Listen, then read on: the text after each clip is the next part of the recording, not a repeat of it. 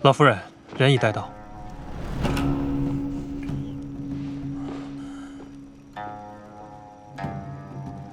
是你将我的孙女儿害死的。老夫人，您这话从何说起？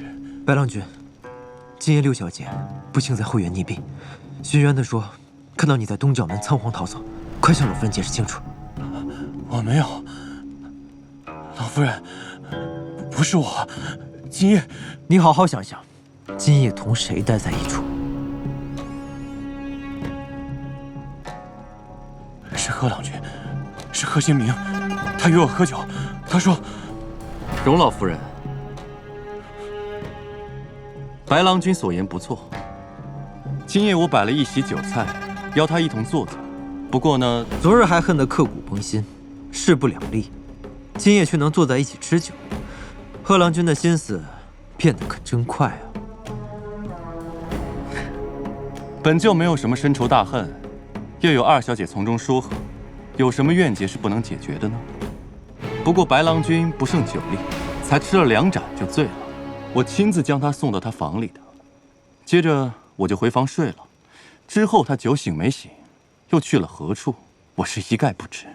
哦，我想起来了，席中白郎君魂不守舍，嘴里一直念叨着，说是什么早同五小姐有约，想来他闯入后院，是为了见五小姐吧？云舒，我是叫丫头野菊送信，约他2更园里相见。我在西园桃花树下等候，迟迟未等到人，只得回去了。先生明明说好是3更天，东南角门相会的呀。既然有书，那笺在何处？就在我身上，我藏在怀里的，怎么会不见了？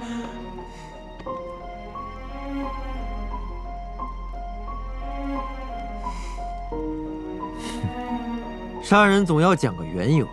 白郎君同6小姐无冤无仇，为何要害她？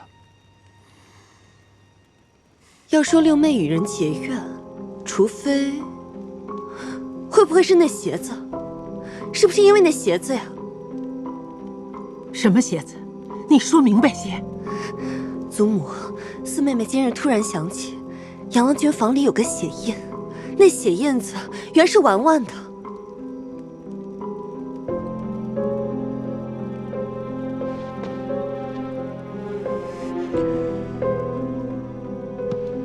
那血印子真是婉婉的，你早就认出来了。祖母恕罪，婉婉年纪还小，又痴痴傻傻的，府里从不禁她乱走，她定是无意闯入那房里。孙女怕传扬出去招人口舌，一时未敢声张，悄悄把鞋烧了。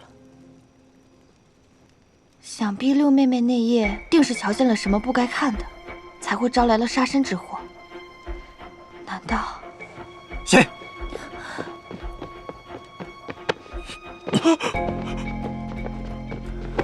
鬼鬼祟祟，大谈什么？老夫人，小人花儿是西风阁管茶水的，我听到花园闹哄哄的，这才好起来看。老夫人，他是府里的下人，临时拨给白郎君身边伺候笔墨的。老夫人身边还敢弄鬼，再不实说，偏杖无视。饶命！小的说了，小的说了。老夫人，白郎君若是真杀了人，同小的们是无干的呀，可千万别抓小的。他往日里常咒骂杨郎君的，说他卑劣无耻，仗势欺人，还说什么？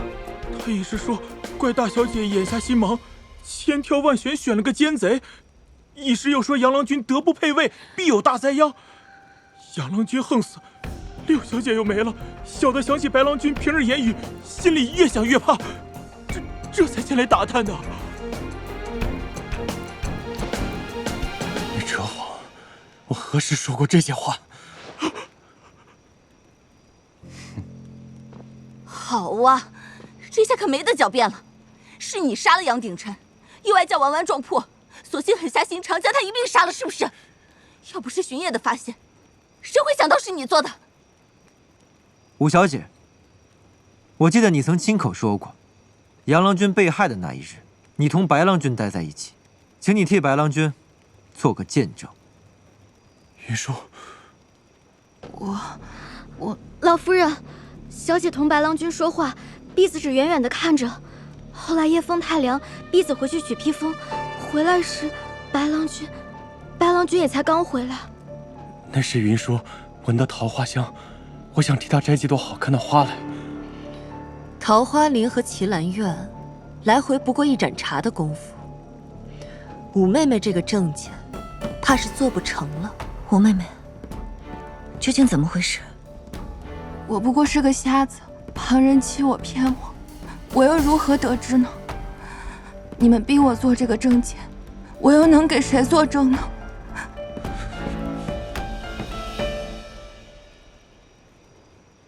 老夫人向来公正严明，这是人命攸关的大事。有人想凭三言两语妄加臆测，有影无形的就断人生死，若是张扬出去，有损荣家声誉。还请老夫人再容个3、2日，找出个真凭实据，断不可错冤了好人。这么多人证物证，就差当场拿住了。陆郎君，还需要什么真凭实据？你别是同他们一伙的吧？你好了，不要戏粉，荣家断不了案，连夜将人捆送衙门。是。堂上审问起来，除了杀人的凶嫌，少不得要问众人的口词。小厮花儿指认白应生怀恨妒杀人是要去的。至于其他人，夜邀凶嫌吃酒的贺郎君，席间伺候的小厮贺四，案发当日在奇兰苑、信芳阁、花园值守的下人，也都是要去的。这里没你说话的份。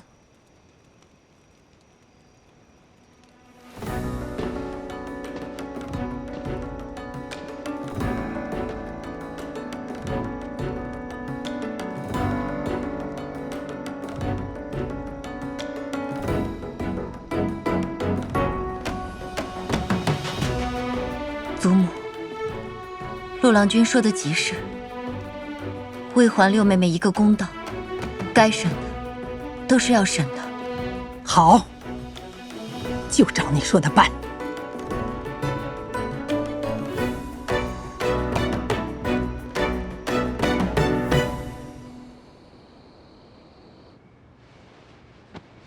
婉婉很讨厌被人管，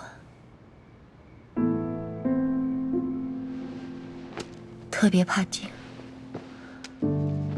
要是将她锁在屋里，她就又哭又闹，一连几天不肯吃饭。是我错了，我该关着她。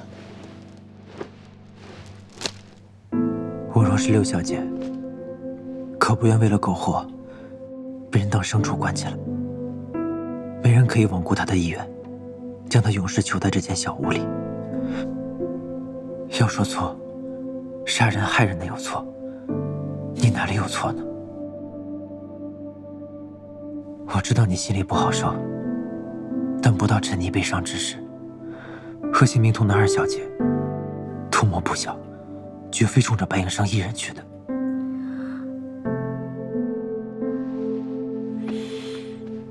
你要留心，千万千万。你是说，天下没有不露相的贼，他们所图为何？过1、2日便清楚了。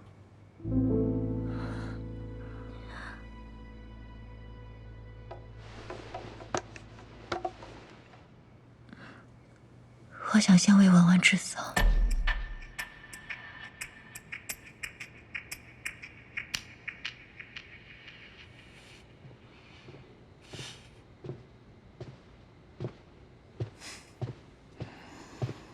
谁叫你杀人害命的？嘿，商量的时候，你不也点头了吗？你现在在恼什么？我只叫你吓唬他，逼他说出在新房里看见了什么。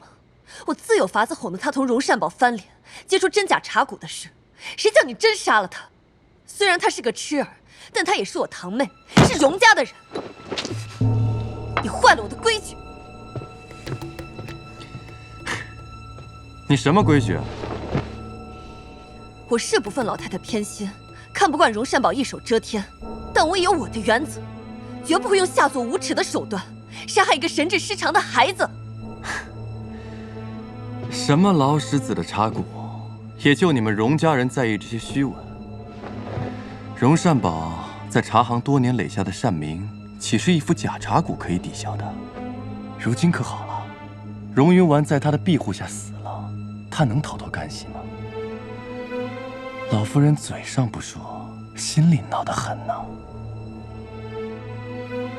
你好似比我还恨他，这损人不利己的阴损事，你干的可真起劲。我是恨他，打14岁出剑时就结了仇，这些年两家斗法，我更恨他入骨。可我做这些事，都是为了你呀。咱们是要做恩爱夫妻的，我自然巴望着让荣家早点到你手里呀。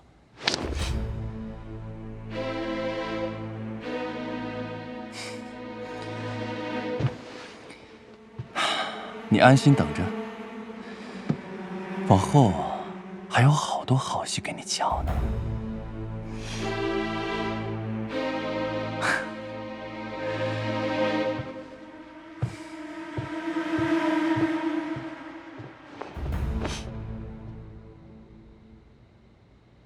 二姐姐，这男人要寻品性温良的，你找的这位可要是人呢。瞧瞧，他也不知阴谋算计了多久，连白隐生身边伺候的都收买了去。我平生最厌恨的，就是这种傲慢无礼、不知高低的男人。怪到荣善宝相他不重，这要是迎进了荣家，便是惹祸的灾星，败家的根由。要不是还用得上他，不过我瞧这四妹妹的脸色可不大对劲，色厉胆薄，举棋不定，心里装不下大事。这件事暂且得瞒着他了。我会看着他的。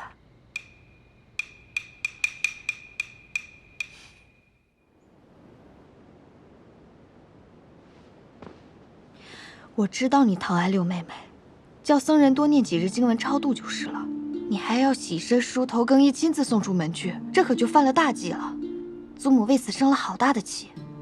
一来依着咱们族里的规矩，女人管生，男人管葬，就是再亲近的人，丧事也得男人们出面去办。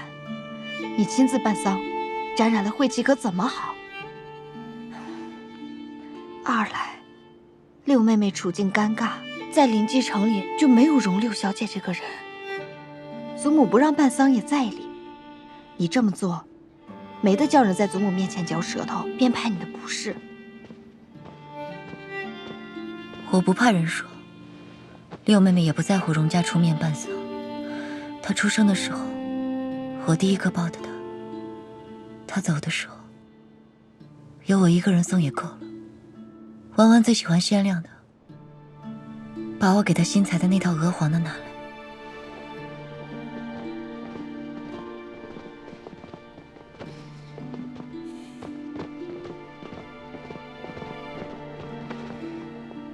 大小姐，终究是一家子姐妹，嘴头上说的再狠，心里割舍不下的。大小姐不提，我们也该来看看。不知停放几日，落葬在何时，还有什么要帮忙的？姐妹们虽说不好管丧事，也该来看看的。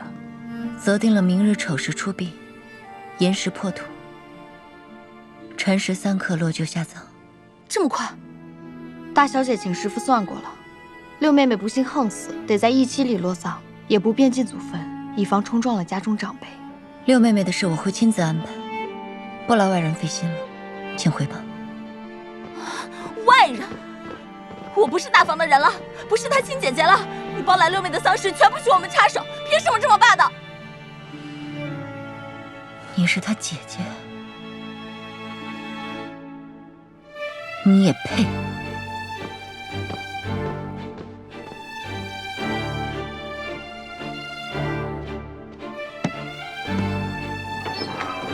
大小姐吩咐下了，明日丑时还请诸位小姐回避，以免沾染晦气，犯了老夫人忌讳。不送就不送，当我稀罕吗？你把那个死人葬了，往后也不要再回来。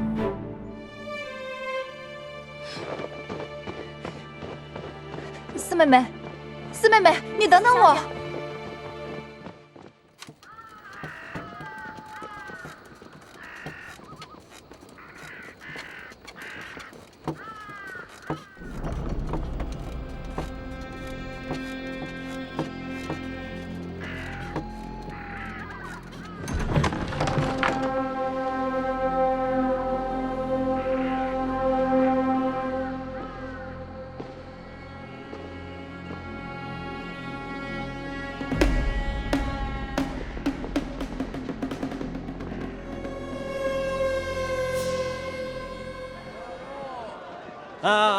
你们都听说了吗？啊，荣家摊上人命官司了啊！都说那荣家大小姐是假茶骨，同她情夫串谋，将荣家的真茶骨给咔。你混说，这荣大小姐的神通，好多人都是见过的。她亲手炒的茶，在京城卖出过天价，得了她恩惠的茶园不计其数，这还能是假的？啊，这还真不好说。哎，我听皇家茶坊的掌柜说这真假茶骨一说由来已久了。那次在茶祖祭上，2个人因为真假茶骨的事闹翻了天。还有这事呢？你快跟我们说说。是，说说。对，我们的小啊。茶祖祭，客官，是这里了。大人，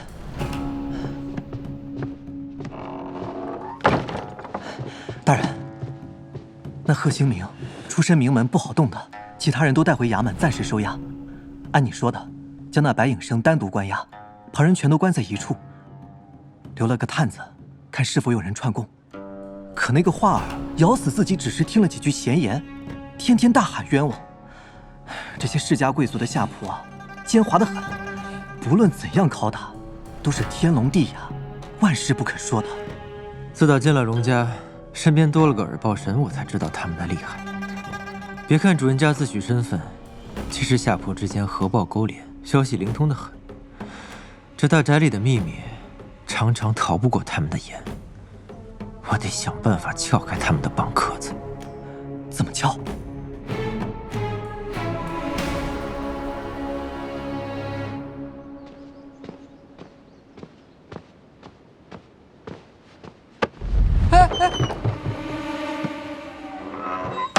郎君，您这是干什么？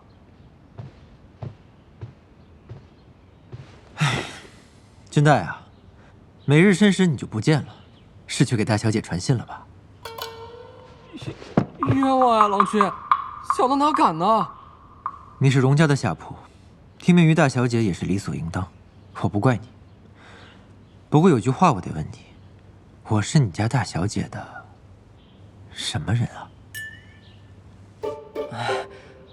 郎君刚来荣家那会儿，大小姐问起过郎君的行踪，每日见过什么人，说过什么话，来的久了也就问的少了。哦，不过这月以来，大小姐又常把小的招了去，只问郎君按时上药没，就伤好了不曾，饭菜可不可口，睡得安不安稳，再不问别的。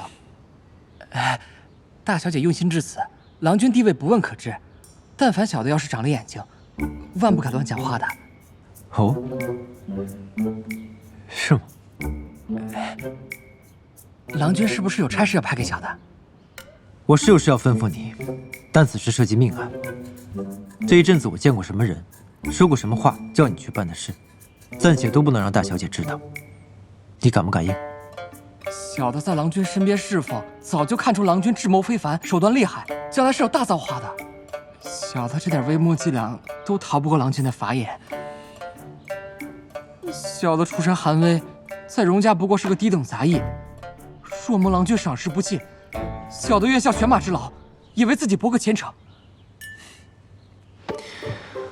来，起来吧。啊？坐。哎，让你坐你就坐。哎，这回不替你家大小姐看着我了。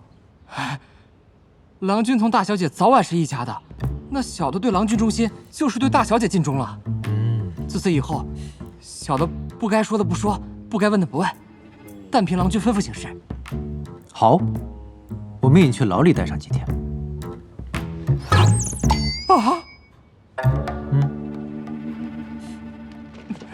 都关在这儿2天了，大人什么时候问案子呀？哎，来了，蔡大人，蔡大人，我们都是好人，老是给主家干活的，可别把人冤枉死了。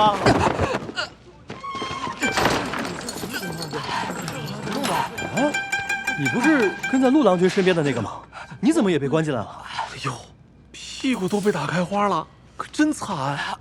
哎，大人都审问些什么呀？对啊，我知道个屁呀！莫名其妙就被关进来了。今天审了我，明天就审你们。秋后的蚂蚱，谁也跑不掉。等着吧，你们！这日头都落山了，膳食还没送来，你要饿死我家郎君呢！哎，你这个人，再做了，一会儿就给你送过来。我这还有差事呢，撒手！时仙，不能走。放手。郎君。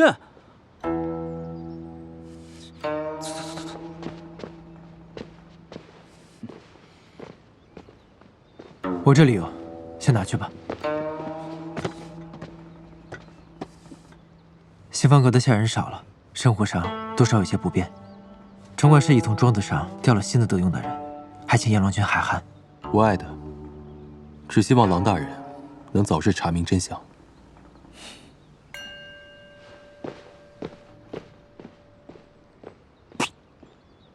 郎君可别被他骗了去，他亲自给您送来饭食，分明以主人家自诩，安的什么好心肠？这个描金凤系牡丹纹的食盒小的见过，是华林院的东西。大小姐怕他饿着，着人给他送吃的了，他故意来您跟前显摆来了。知道你还收？收。郎君用完了饭，亲自把食盒送回华林院。大小姐刚失了至亲，心里头可难过，郎君去好生宽慰宽慰，再给他上点眼药，叫他赔了夫人又折兵。你眼神这么厉害，心里这么明白，怎么就没发现他身边少了个人呢？那信方阁的下人不都被带走了吗？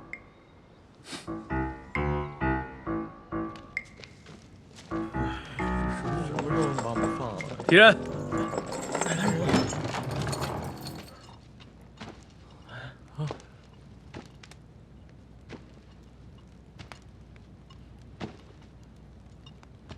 哎，显了，大人要问话。啊，我屁股上的伤还没好，怎么又是我？该说的都说尽了，审完了能放人吗？放人？这可是人命重案，真凶一日抓不着，大人就一日不能结案。这要是拖个1年半载的，连我们大人都要被参的。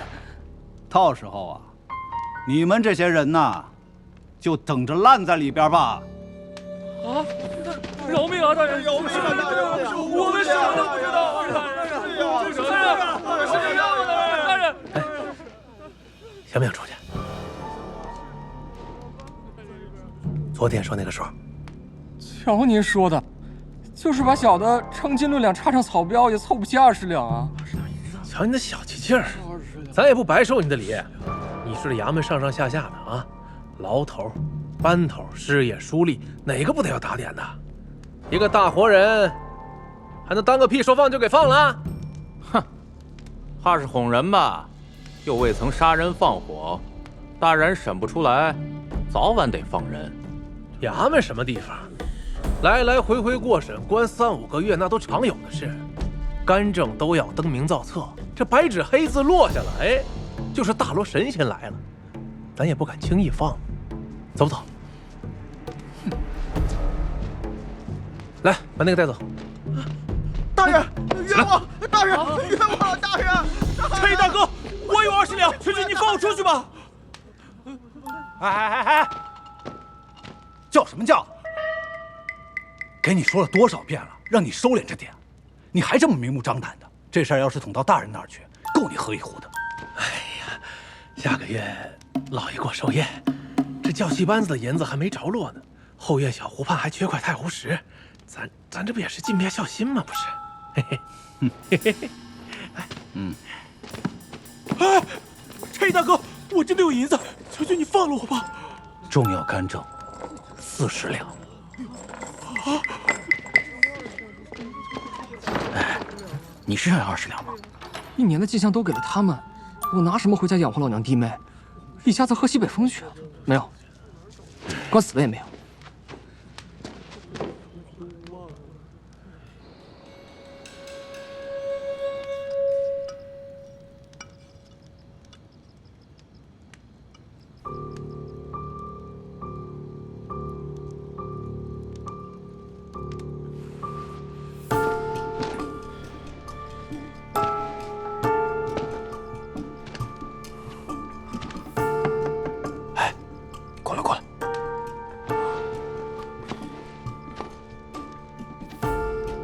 靠近点儿，有要紧话说。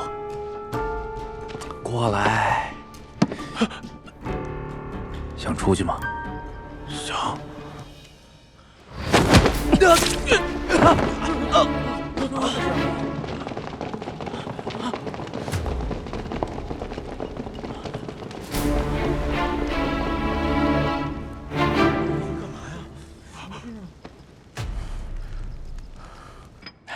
这法子真的管用吗？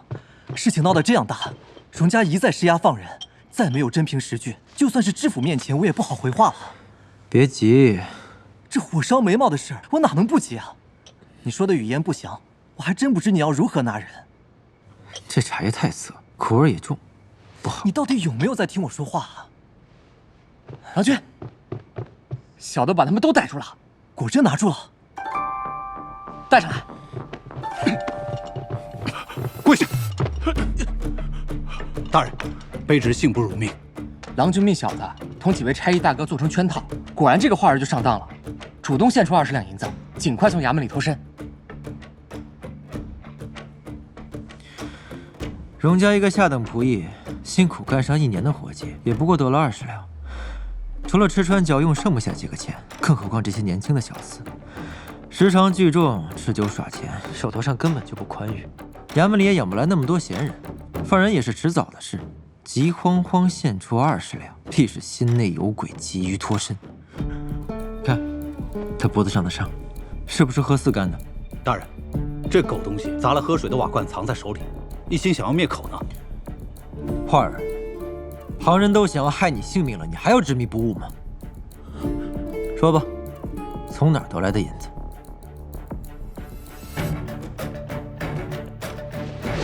说。小的交代。六小姐送走了，小姐也该安心些，回去喝下安神汤，早些歇息，也要顾惜自己的身子。大小姐，大小姐，你们不能就这么捆着我！我要见大小姐，大小姐，大小姐，饶了奴婢吧，饶了奴婢吧！那天晚上，厨房婆子们在吵架，舅兄姐姐说要去看看，才派奴婢看顾一会儿的，可不知怎的，六小姐突然闹得特别凶，要我更都打翻了，衣裳都湿了。婢子本想去寻干净的给她换上。小姐，婢子是夫人从大街上捡回来的，自打6岁就跟在您身边了。您看在我照顾您这么多年的份上，就饶过奴婢吧，饶过奴婢吧，饶过奴婢吧！求求姐，求求姐姐，你听我求求姐！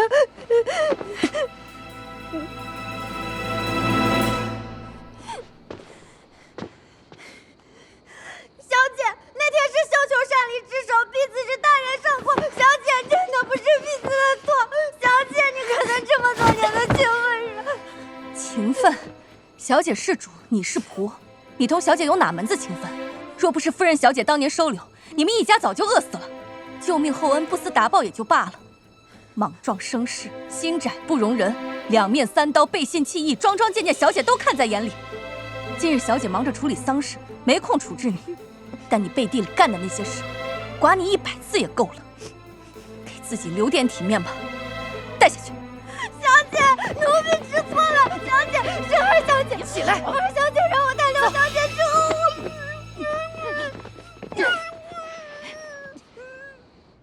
白郎君嫌弃小的粗笨，并不常让我在跟前侍奉，小的便在后院多干些洒扫活计。那天天不亮，小的偶然撞见贺郎君身边的贺四，正在鬼鬼祟祟的烧东西。小的还没问起，他倒慌张起来，竟塞过2两银，令我遮掩此事。小的越想越奇怪，就又悄悄潜回了后院。我亲眼见他匆忙将没烧完的血衣埋在了一棵葡萄树下。后来我才知道，杨郎君将人杀了。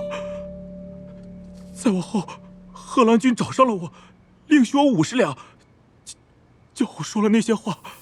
小的只是一时贪心，并不是要存心害人的，还望大人明鉴。那50两买的就是你的良心。你的银两本就来路不正，心虚气短，急着出狱。贺四恐怕你泄露真相，耐不住想杀你灭口。贺四，再不交代幕后主使，你就是杀害杨鼎臣的凶险。你摸摸自己的脖子，杀徒重罪，可扛得起？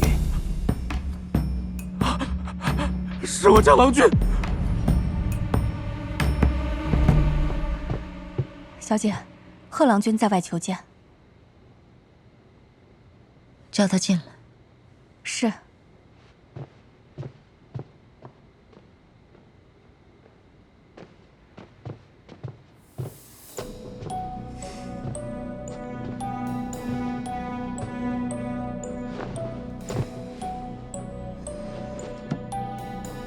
荣大小姐，我有要紧事跟你说，还是屏退左右为好。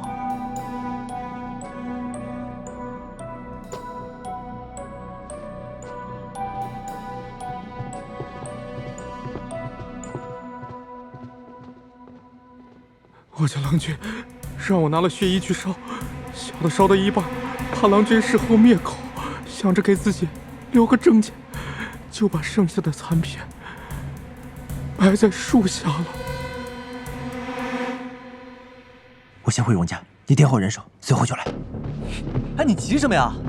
引他从后门走，做得隐秘些。是，大人放心。立刻清点人手，不要赶往荣家拿凶。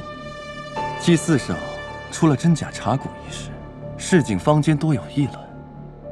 你就该牢牢地看住荣云婉，怎会叫他那么轻易地落入凶徒手里？除非你对他早生忌惮，巴不得他早点死才好。你是存心放纵，蓄意为之。贺兴明，生气了？哼，这也不为怪啊。古来人为财死，鸟为食亡。我那2个异母的兄弟也恨我呀，恨得我要死。更何况他是真，你是假。一山怎容得了2虎？人不为己，天诛地灭。荣家与你贺家不同，我们姐妹之情，岂容你妄加臆断？臆断？她同你是一个娘胎里出来的亲姊妹啊！她这么一死，你草草将人葬了，甚至都没埋进你荣家的墓园里，这不见你心里更虚得很吗？至于那个姓杨的，想必手上是抓住了你什么短，逼着你就范，还想构成一段姻缘。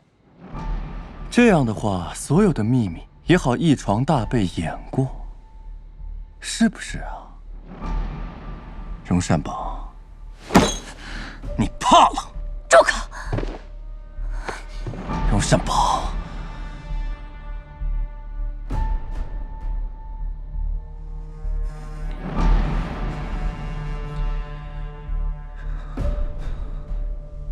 荣善宝，你肯抚救那个杨鼎臣，你怎么就不可以软下身段求求我呢？只要你求求我，外面那些流言蜚语，不出3日，我全部给你料理干净，绝不会让你有半点烦心。你荣家，我贺家，自此成为一家，整个南方的茶园都在你我手上。还有那条海路，滚出去！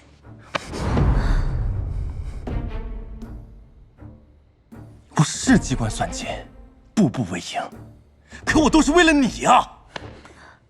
为了我，你是为了利。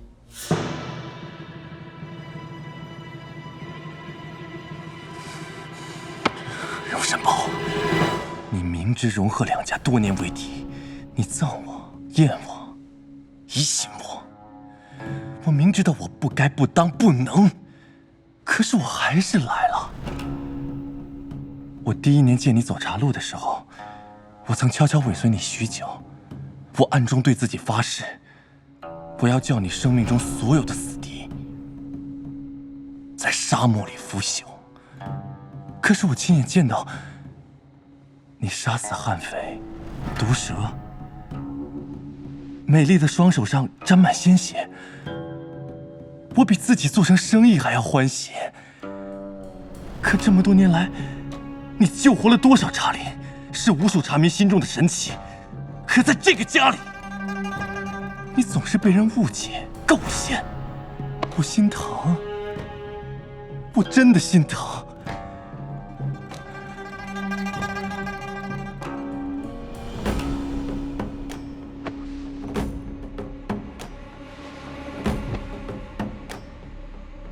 我可以成为你的盾，可以成为你手中的利刃，替你遮风挡雨、冲锋陷阵。就算是杀人，我也肯为你干，我都可以。大小姐若是真信了你的话，吴夜雨养了条毒蛇，还得时刻提防你反咬一口。陆福生，你说什么？大小姐，贺四招了，杨郎君便是贺郎君杀的，连埋学医的地方都招了。你杀了杨鼎臣？住手！叫他们都退下！退下！都退下！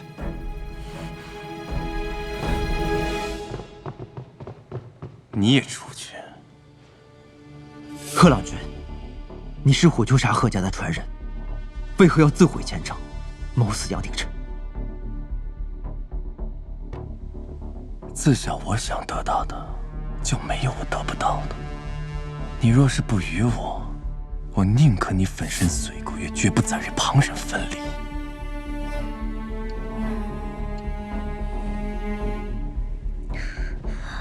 那夜我潜入新房，是他自己病至将死，我不过提前送了他一程，叫他早登极乐，少受痛楚。他该谢我才是。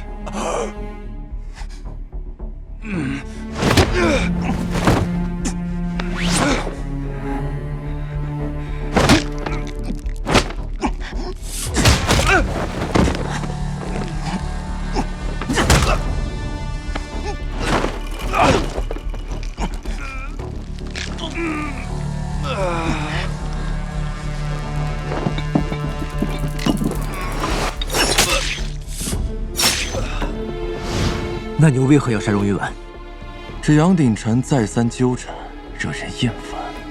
死便死了。本来神不知鬼不觉的，哪知道你那傻妹妹闯进门来。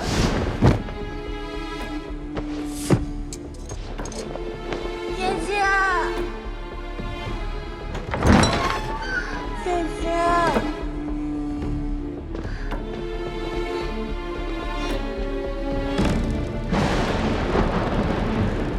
姐姐。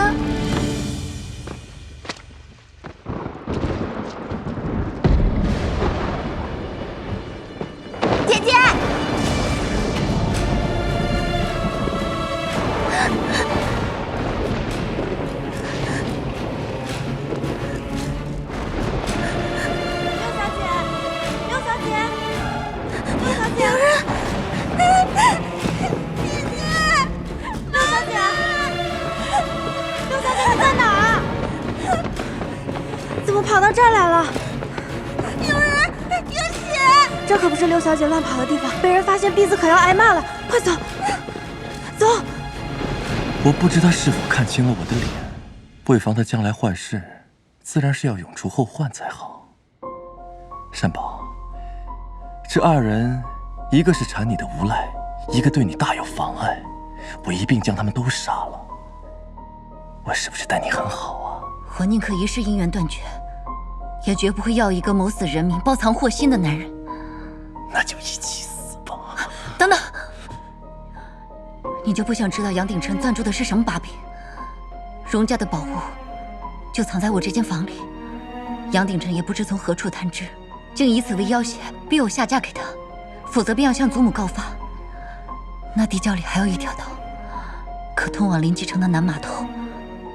我可以陪你到码头，只要你不伤我的性命。原来大小姐也怕死啊！这房里哪来什么地道？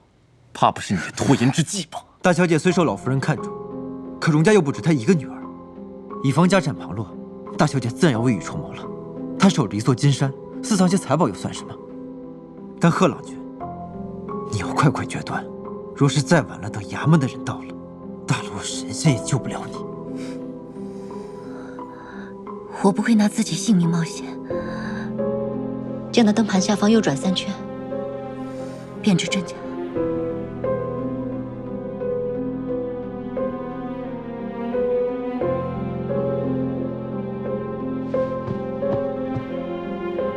贺郎君，打开这个机关，郎君尚有一线生机。有荣大小姐相陪，就算你给我指条死路，黄泉路上，我也不寂寞。打开机关。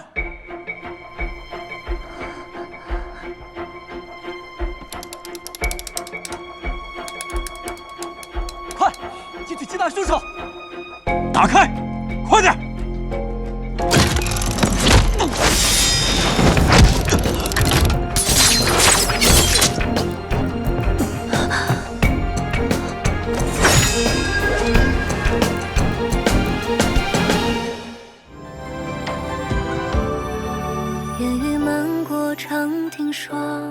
景色破碎于旧月光，你眼底浮动的星芒，是前朝未解的记账。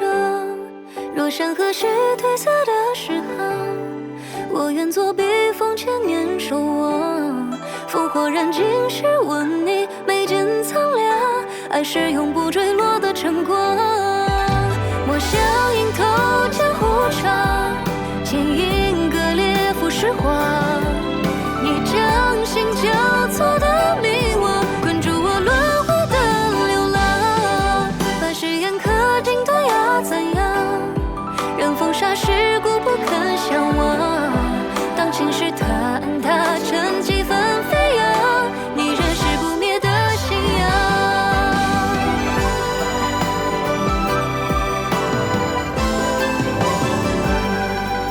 同里摇醒菩提下。茶眼角悬时光，踏碎旧万场，岁月风华，只为寻你半句回答。若人间中尘荒凉梦长，爱是刺破虚妄的寒芒，在洪荒尽头贡献天地辉煌，用亘古心跳做重整。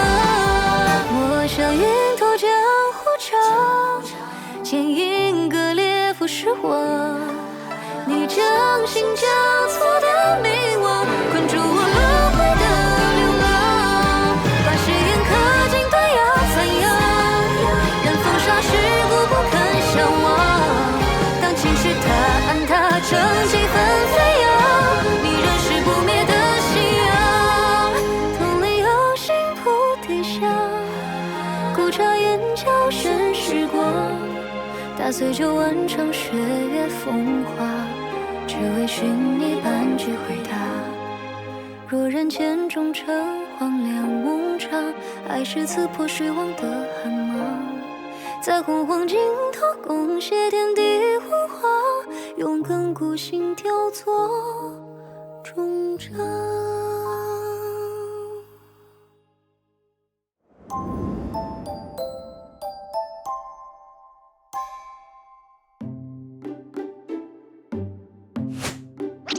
紫砂壶是中国特有的手工陶艺茶具，以江苏宜兴特产的紫砂泥为原料，其始于明，盛于清，以色不艳、质不腻著称。紫砂壶具有双重气孔结构，透气性好，能最大程度保留茶香，素有泡茶不走味、储茶不变色之誉。其壶身还融入了书法、篆刻等文人雅趣。明代贡春、石大彬等名家开创的制壶技艺传承至今。紫砂壶不仅是实用茶器，更是文人雅士珍爱的艺术品，被誉为世间茶具之首。